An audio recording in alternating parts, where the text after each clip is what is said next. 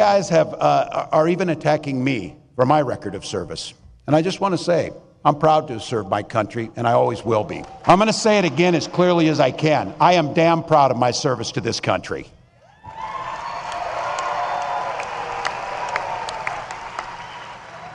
And I firmly believe you should never denigrate another person's service record. Yeah, he shouldn't be. He's a lying, worthless coward who ran out on his men before they deployed and then pretended like he carried a weapon in war. I'll denigrate your service all day long, you worthless turd. And not because he was National Guard or whatever that may be. That's fine service. That's wonderful service.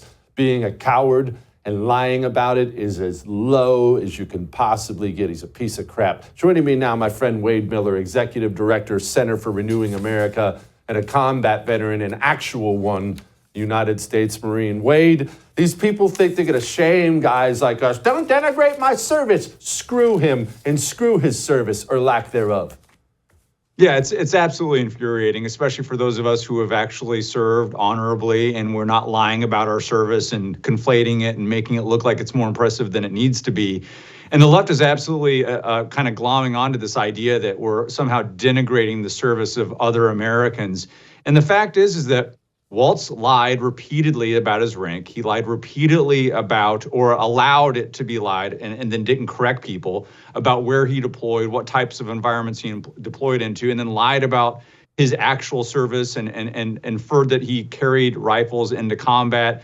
And it goes on and on. And this isn't just a one-off. He repeatedly made these assertions over the last 20 years. In fact, I think his congressional office coin even lists his rank as a command sergeant major, which he was frocked as a command sergeant major. He was never formally promoted. And by the way, part of the condition of all of that occurring was that he was committed to going on the rumored upcoming combat deployment, which that he then skipped his whole entire chain of command and snuck through his retirement because he knew that if he had gone to his chain of command, they would have denied it because he had already committed to the upcoming deployment. So everything about his service, especially in his last several years, is dishonorable. The way he retired is dishonorable. And then the way he has talked about his service and lied about it has been completely dishonorable. Well, they love their military mascots, don't they, Wade? I talk about this all the time. Democrats are very obviously the anti-American party, and that's no defense of useless coward Republicans, but Democrats hate the country. Everyone watching their convention can see that. America sucks, it's evil, it's racist, we're on native land, it's all this other, a big bunch of grievance crap. But they know they can try to cover up, try to convince that old Democrat, that union Democrat, that veteran Democrat, that they don't really hate it by trotting out Tim Walz and pretending like he's some kind of military hero. They do this all the time. Yeah, he's basically a dingist communist, which is kind of the post-Mao version of communism. And he's a white guy with white hair, and he looks like he, could hang out at the local coffee shop. So they're glomming on to him as some sort of lie that that middle America is something that they still care about, and traditional values is something that they care about. He's about as radical as they come, and the policies he's pushing in his state are inherently anti-American. And then he really leans heavily on his service that he's lied about to prop up and make it look legitimate. And it turns out that a lot of it is just an absolute lie, and he's just kind of a throne of lies. Well, speaking of throne of lies, Wade, they lie about things they don't even really need to lie about. Biden is famous for this. He'll just tell these gigantic lies that are so odd, and everyone knows they're lies. And of course, he'd always follow it up with not a joke. Whenever he said that, you knew he was telling some big lie. Tim Walz lied about how his wife got pregnant, pretending like they needed IVF to get pregnant. Who would even do something like that?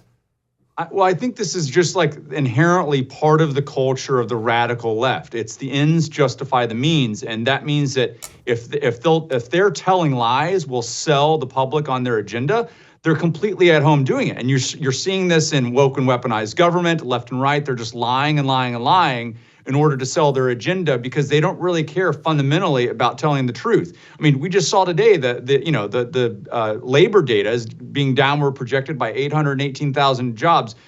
It's the largest that I've ever seen. It may be the largest downgrade ever. I don't think that just accidentally happened. I think that the regime gives us all the data to sell their agenda, and then they kind of blend in some, basic form of credibility by saying, oh, we're revising it down.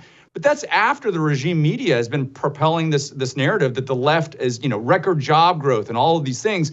And it's an afterthought once they correct it. They don't follow up with news stories correcting themselves and saying, we apologize, this actually isn't the record job growth that you all thought it was. It's actually pretty abysmal, and inflation is still really terrible, and the consumer prices are destroying the middle class. The regime media goes right along with it, and they'll glom onto the next statistic, and then the process repeats itself over and over and over again. Wade, I saw Michelle Obama got up last night, and boy, this little tidbit, it said so much without saying much at all. Here she was. All of our contributions deserve to be accepted and valued. Because no one has a monopoly on what it means to be an American. No one. They love talking like that, Wade. America doesn't mean anything. It can mean anything you want. We're multicultural. This is, of course, how someone trying to completely gut and destroy America would talk. Yeah, America has to mean something, and being an American has to mean something. It has to be based on a common set of principles and values, or else it means nothing. If it's, kind of like the left's conception of the Constitution, that it's living, it can just literally mean whatever they want. If the government can insist that the organic laws of this country can mean whatever they need at any time, then we really don't have the rule of law. And you have to have a certain type of culture to sustain liberty. And the left just wants to basically say that anyone who argues that is inherently bigoted, racist, sexist, et cetera, et cetera, et cetera. And you can't possibly defend it, which is why, they're completely at home with Marxists who are inherently anti-American, or Islamists, et cetera, being right at home in their party, because at the end of the day, their commonality is they want to destroy what it means to be America, and they want to gloss over it with all these nice sounding woke terms, when in reality, it's a very inherently aggressive and in some instances violent agenda that they have for the future of the country, and against it, the opposition to that change. I would thank you for coming to my YouTube channel, but I know how brilliant it is, and I know you love it here. So subscribe and watch. We're going to start really ramping things up and putting some funny stuff, some interesting stuff out there, some collaborations. Either way, my YouTube channel is officially the place to be. So stick around.